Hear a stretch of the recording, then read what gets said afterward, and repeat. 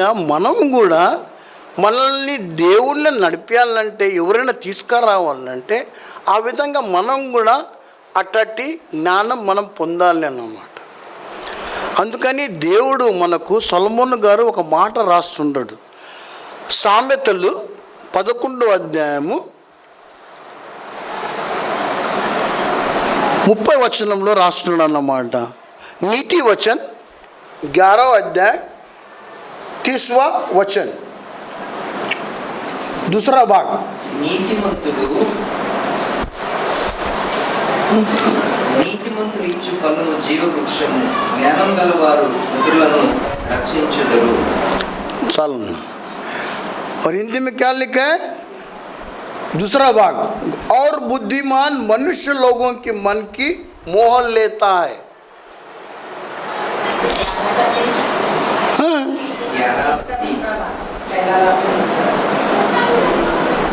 दूसरा भाग नीति वचन 11వ अध्याय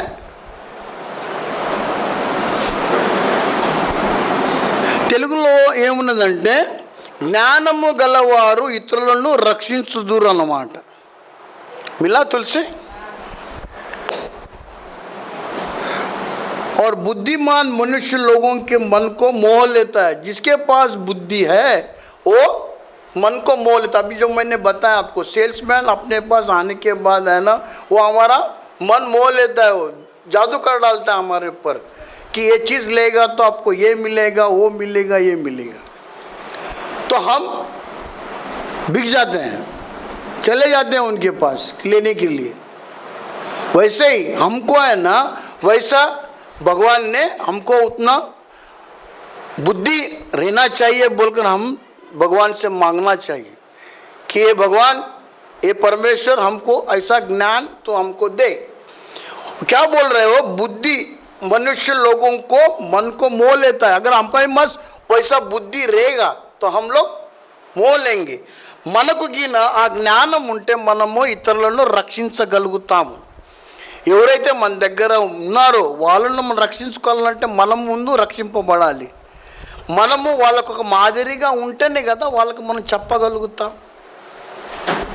ఇంకొక మాట మనం చూసినట్టయితే అదే సామెతలు 3వ అధ్యాయము 18వ వచనంలో ఒక మాట చెప్తున్నారు చూడండి. नीति वचन 3रा अध्याय और 18वां. एक मिनट.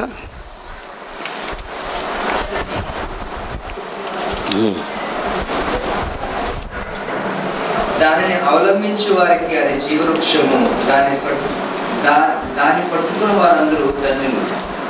Yes sir. దానిని పట్టుకున్న వారు అందరూ ధన్యులంట. జ్ఞానం వలన యెహోవా భూమిని స్థాపించెను.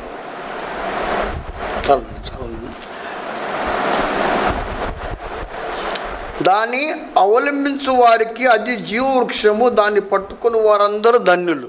और हिंदी में क्या लिखा है? जो बुद्धि को ग्रहण कर लेते हैं उनके लिए वह जीवन का वृक्ष बनती है, और जो उसको पकड़े रहते हैं वह धन्य है. ఆ జ్ఞానాన్ని గిన మనం సంపాదించుకుంటే మనము ఆ రకంగా ఉండగలం. దాన్ని అవలంబించుకుంటే మనము ధన్యులవుతామని చెప్తున్నాను అన్నమాట. దానిని అవలంబించు వారికి అది జీవవృక్షము, దాన్ని పట్టుకుని వారందరూ ధన్యులు. ఈ జీవవృక్షాన్ని మనం ఎక్కడ చూసినాము? ఆదికాండంలో చూసినాము. ఆదామవ్వ గారు ఆ జీవపు వృక్ష ఫలాలు తిన్నారన్నమాట. తినకూడని ఫలాలు తిన్నారు కాబట్టి మనం ఈడ ఉందాం. ఇలా వాళ్ళకిన తినకొని ఉంటే మన ఇక్కడ ఉండేటోళ్ళం కాదు, మనం అందరం ఆడనే ఉండేటోళ్ళం. తో ఆ జీవవృక్షాన్ని మనము ఉంటే, మన దగ్గర ఆ జ్ఞానం ఉంటే మనము అది చేయగలుగుతామన్నమాట. దాన్ని అవలంబించు వారికి అది జీవవృక్షం. దానిపైన కింద మనం ఉంటే అది మనకు జీవవృక్షం అన్నమాట. మనల్ని కాపాడుతుంది అన్నమాట. ఆ జ్ఞానాన్ని మనము పొందుకోవాలి. ఈ జ్ఞానం మన దగ్గర ఉన్నదంటే మన దగ్గర ఏమవుతుందని మనం దానియేలు గ్రంథంలో చూసుకుందామండి. దానియేలు గ్రంథము 12వ అధ్యాయము 3వ వచనంలో ఒక మాట ఉంది చూడండి.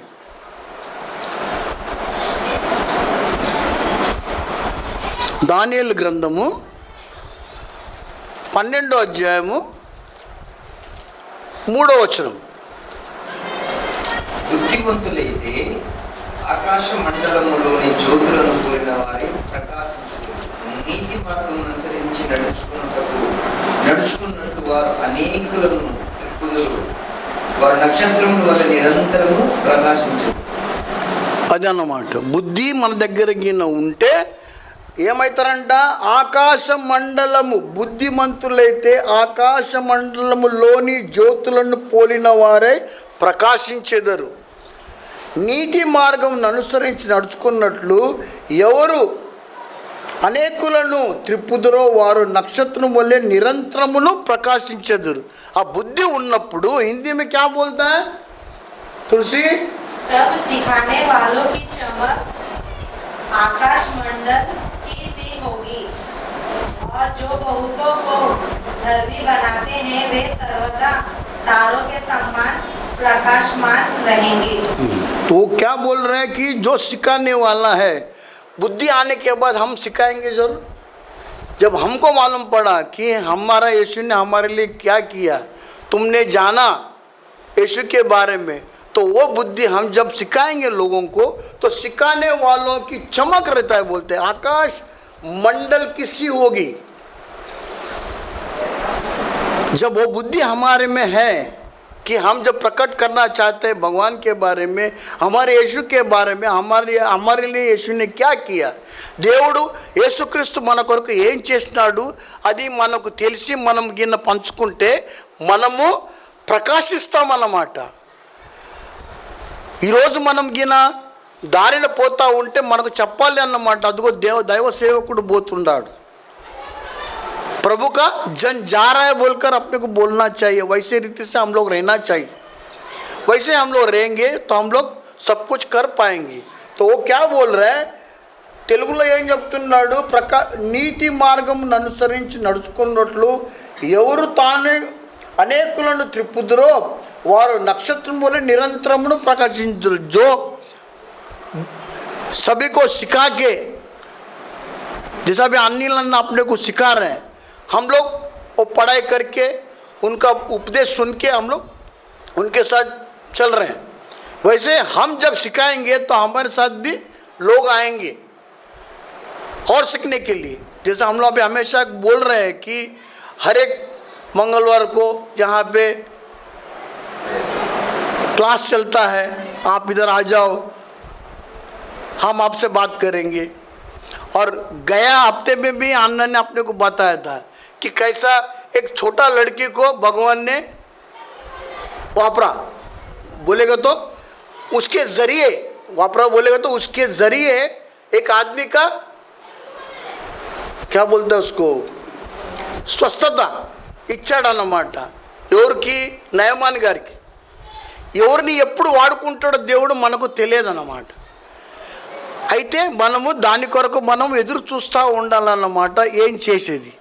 ఇంకో మాట మనం చూసినామంటే మత్తయి రాసిన సువార్త 4వ అధ్యాయము 19వ వచనంలో చూస్తే, मत्ती सुसमाचार 4th अध्याय 19 और 20. ఆయన నా వెంబడి రండి, నేను మిమ్మల్ని మనుషులను పట్టు జాలరులుగా చేద్దానని వారితో చెప్పాను.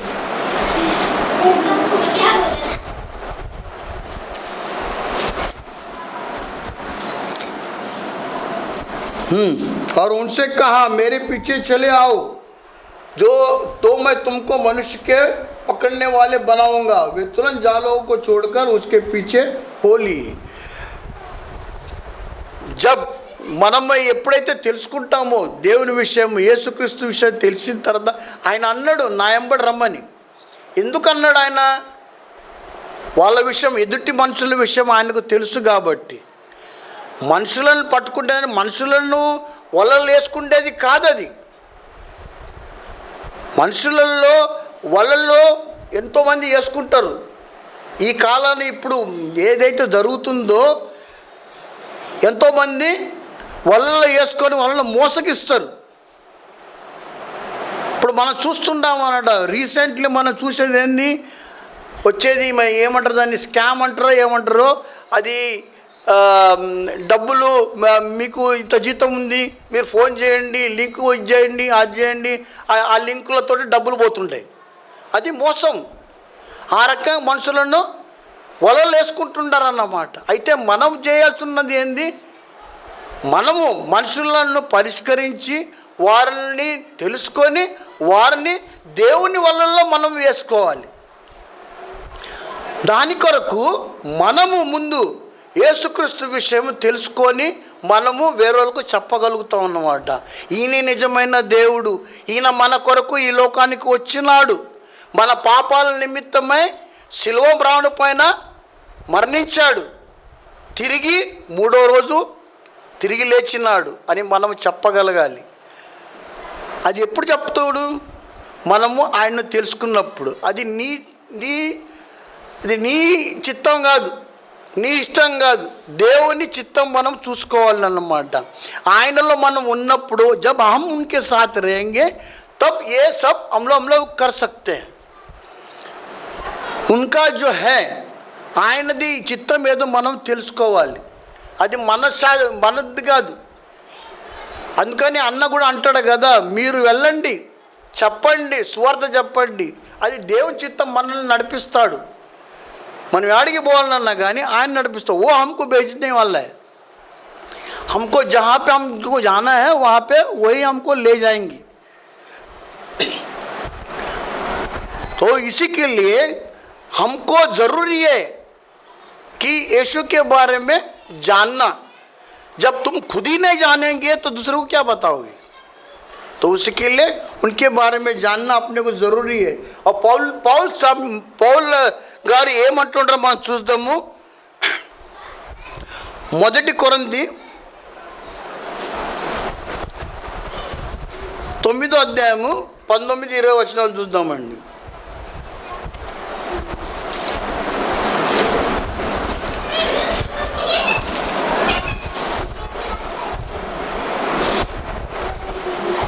మొదటి కొరింథీ 9వ అధ్యాయము 19-20. నేను అందరి విషయము స్వతంత్రుడైనను ఎక్కువ మందిని సంపాదించుకున్నకై అందరినీ నేను దాసునిగా చేసుకుంటాను. యూదులు సంపాదించుకున్నటకు యూదులకు యూదుల వలె ఉంటుంది, ధర్మశాస్త్రములకు లోబడిన వారిని సంపాదించుకున్నటకు నేను ధర్మశాస్త్రములకు లోబడిన వాడును కాకపోయినను ధర్మశాస్త్రములకు లోబడిన వారి వలె ఉంటుంది. థ్యాంక్ యూ అన్న. నేను అందరి విషయము స్వతంత్రుడై ఉన్నను, ఎక్కువ మందిని సంపాదించుకొనుటకై అందరికీ నన్ను నేనే దాసునిగా చేసుకుంటుని. सब कुछ होते हुए भी एक दास जैसा उन्होंने बर्ताव किया. इधर क्या बोलता है हिंदी में, क्योंकि सबसे स्वतंत्र होने पर भी मैंने अपने आप को सबका दास बना दिया कि अधिक लोगों को खींच लाऊं. मैं यहूदी के लिए यहूदी बना कि यहूदियों को खींच लाऊं. जो लोग व्यवस्था के अधीन हैं उनके लिए मैं व्यवस्था के अधीन न होने पर भी व्यवस्था के अधीन बना कि उन्हें जो व्यवस्था के अधीन है खींच लाऊं. जैसा है देश बोलता है ना, जैसा देश वैसा बेश, वैसा हम लोग भी करना चाहिए. जब बच्चे रहेंगे तो बच्चों के साथ बच्चे जैसा बर्ताव करना पड़ेगा.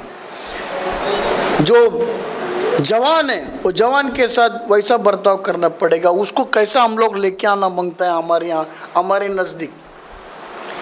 बच्चा रोते रहेगा तो थोड़ी तुम मारते रहेगा, उसको समझा बुझा के हंसा के बहुत तेरे को क्या मांगता है ये करके हम लोग उसको हजाम बजा के उसको हम लोग करते.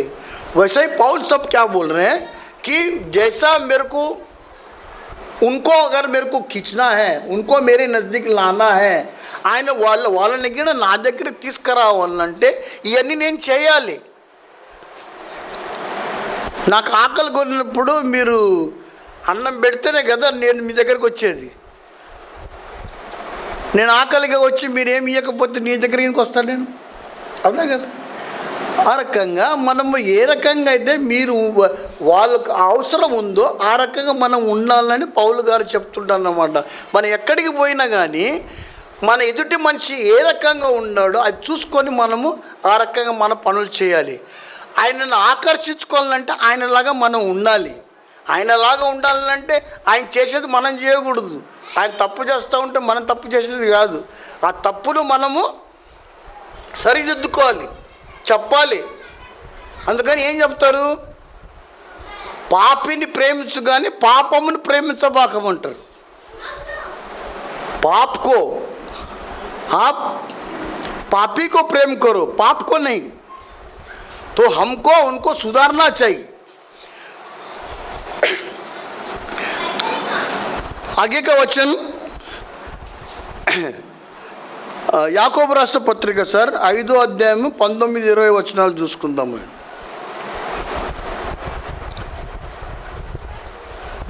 हिंदी में क्या है, याकूब 5वां अध्याय 19-20.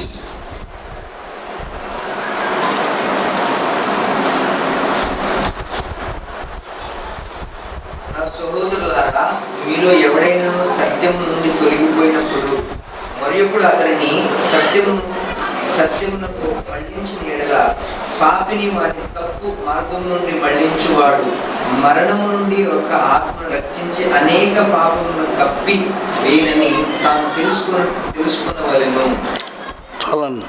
నా సోదరులారా, మీలో ఎవడైనాను సత్యము నుండి తొలగిపోయినప్పుడు మరి ఒకడు అతనిని సత్యమునకు మళ్లించిన ఎడల పాపిని వాని తప్పు మార్గం నుండి మళ్లించువాడు మరణము నుండి ఒక ఆత్మను రక్షించి అనేక పాపములను కప్పివేయనని తాను తెలుసుకొనవలెను.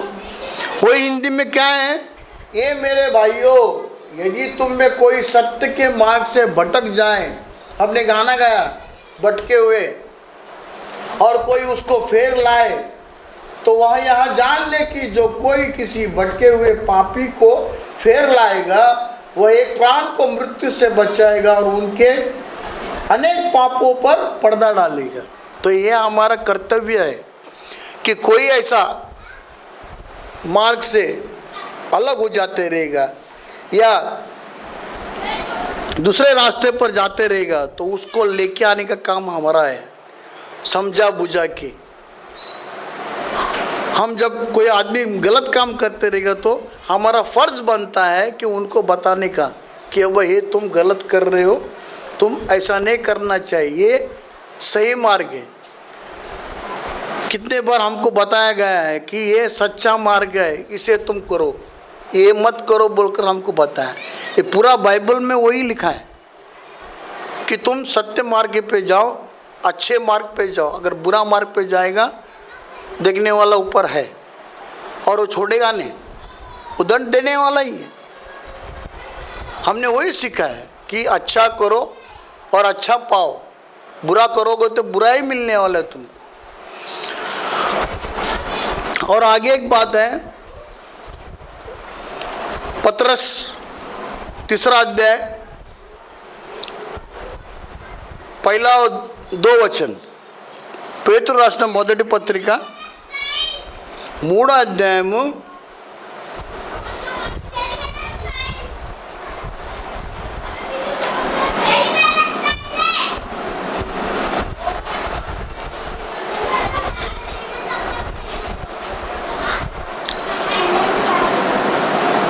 3వ అధ్యాయము మొదటి 2 వచనాలు.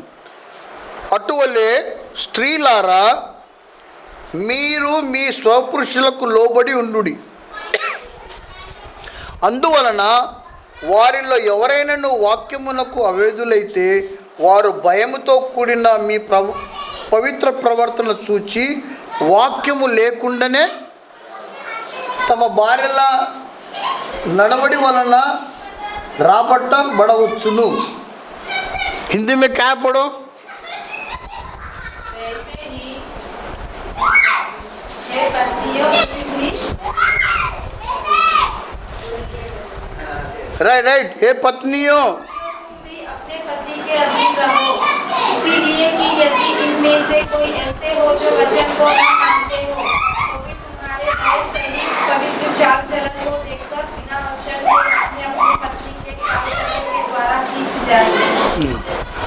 तो है बोल तो डोंट मिसअंडरस्टैंड मी।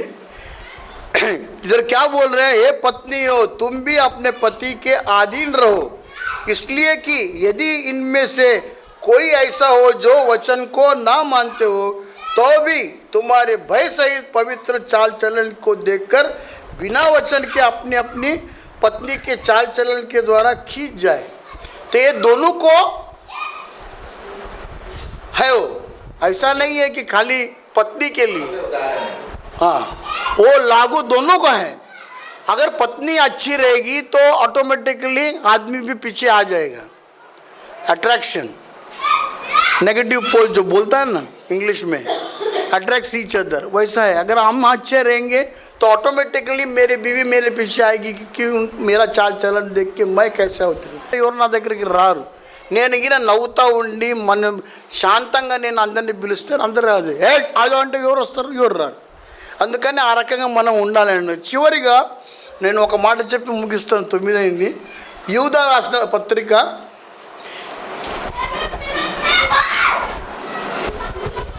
यूदा की पत्री 23वां वचन।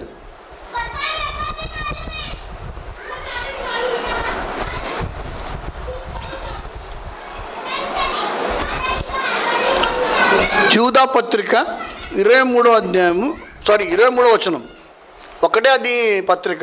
సందేహపడు వారి మీద కనికరము చూపుడి, అగ్నిలో నుండి లాగినట్లు కొందరిని రక్షించుడి। చదవండి సార్। శరీర సంబంధమైన వారి అపవిత్రత ప్రవర్తనకు ఏ మాత్రము నొప్పించుకొనక దానిని असहिंसुకొనుచు భయముతో కొందరిని కరుణించుడి। तो हिंदी में क्या बोल रहे हो,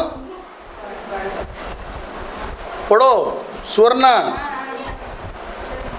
और बहुतों को आग में से झटपट निकालो और बहुतों पर भय के साथ दया करो, पर उस वस्तु से भी घृणा करो जो शरीर के द्वारा कलंकित हो गया है। तो हम यहाँ पे क्या देख रहे हैं कि जो आग में है उनको निकालना हमारा फर्ज बनता है। जो आदमी डाउट है, संशय है, वो क्या बोल रहा है कि తెలుగులో ఏమంటున్నారు,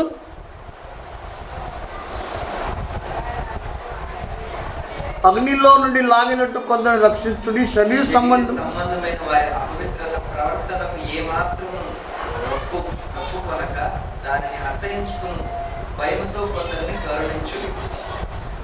तो जो कर रहा है कि उनको हम लोग ने लेके आना चाहिए। अगर वो कुछ उनको डाउट है, संदेह बोलते हैं, क्या बोलते हैं डाउट को, शक। अगर उनको कोई शक है, हम अगर उसको बोल नहीं पाया या उसको कन्विंस नहीं कर पाया तो हम लोग हमारे पासवान को बुला के उनके पास लेके आने का कि भाई इनको ये प्रॉब्लम है, ऐसा है, इनका प्रॉब्लम आप सॉल्व करो बोलकर, या तुमको हो सकता है तो तुम कर दो। लेकिन जो ऐसा गिरने वाला है, आग में गिर रहा है, हम लोग देख रहे हैं कि वो गिर रहा है, उसको उठाना हमारा काम है। तो हम लोग भी आज अभी तक यही देखते आए हैं कि कैसे लोगों को लेके आने का। तो हमारी నా ఉద్దేశం ఏంటంటే రేపు మనము సెమినార్ కొరకు ఇట్లాంటి మనుషులను తీసుకురావాలి। ఎవరైతే మన దగ్గర ఉండారో, ఎవరైతే రాలేకపోతుండారో వాళ్ళను మనము మాట్లాడుకొని చెప్పుకొని తీసుకురావాలని మా ఉద్దేశం। మన సెమినార్ గిన జయవంతంగా జరగాలంటే, మన సెమినార్ గిన బాగా జరగాలంటే మనము ఎక్కువ మందిని పిలిపించుకొని వారు మన ఇంటి మంచి మాటలు వినుటకు వారికి మనం సహాయపడాలి। ఎప్పుడైతే నువ్వు సహాయపడతావో దేవుడు నీకు ఆ సాయాన్ని దయచేస్తాడు అన్నమాట। నువ్వు ధన్యుని అవుతావు అన్నమాట దేవుని। ఎందుకంటే దేవుడు ఏం చెప్తున్నాడు, ఒక ఆత్మైనా రక్షింపబడితే పరలోకంలో ఆనందం కలుగుతుంది। అది ఎప్పుడు మనము అట్లాంటి మనుషులను తీసుకొని వస్తే, నిజమైన సత్య సంగతులను మనం చెప్పుకొని తీసుకొని వస్తే మనం అది చేయగలుగుతాం। అప్పుడు దేవుడు కూడా ఆనందిస్తాడు, నా కుమారుడు నా కుమార్తె ఇది నా కొరకు చేసింది, నేను చెప్పిన పని చేసింది, నేను చెప్పిన ఆజ్ఞలను నేర్చుకున్నది, అది జరుపుకుంటున్నది. కాబట్టి మనం ఆ రకంగా ఉండి మనం చేయాలి. అందుకని నేను కూడా ఏం ఆశిస్తున్నానంటే, రేపు జరిగే సెమినార్కు మనము ఎంతమందిని మనం తీసుకురాగలుగుతామో అంతమందిని మనం తీసుకొని వచ్చి నిజమైన వార్తలు వారికి మనం తెలిపాలని కొద్ది మాటలు నేను ఇక్కడనే ముగిస్తున్నాను. దేవుడు ఈ కొద్ది మాటలు దీవించును గాక. నేను ఆశిస్తున్నాను మీరు మన పొరుగు వారిని, మన స్నేహితులను, తెలిసిన వారిని చెప్పుకొని సెమినార్కు తీసుకురావాలని నేను ఆశిస్తున్నాను. కొద్ది మాటలు దేవుడు దీవించును గాక.